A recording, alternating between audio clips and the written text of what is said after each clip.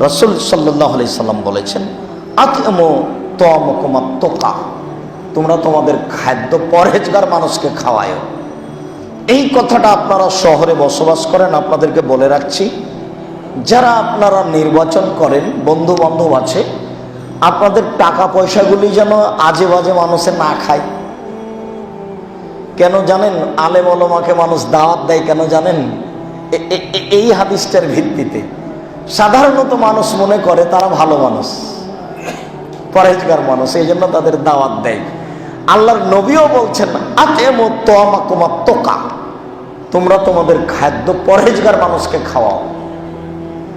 জেনে শুনে সব জ্ঞানে ফালতু মানুষকে দাওয়াত দেবেন না।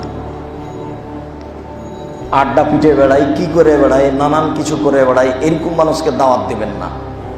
যদি ভিক্ষে চাই দিবেন, যদি খেতে চাই দিবেন, নিজে থেকে খাওয়ার দিবেন না পরহেজগার ছাড়া।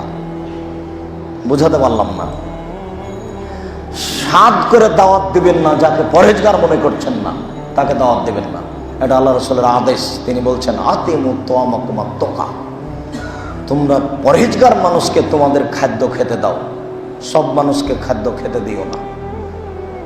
যে ভিক্ষুক খেতে চাই তাকে দিবেন, ও সে যেই হোক। যার জন্য তো ওই জুমায় বলে গেছি, ভিক্ষুক যদি মদ খায় তবু আপনি তাকে যাকাত দিয়ে দেন, চাইতে এসেছে দিয়ে দেন।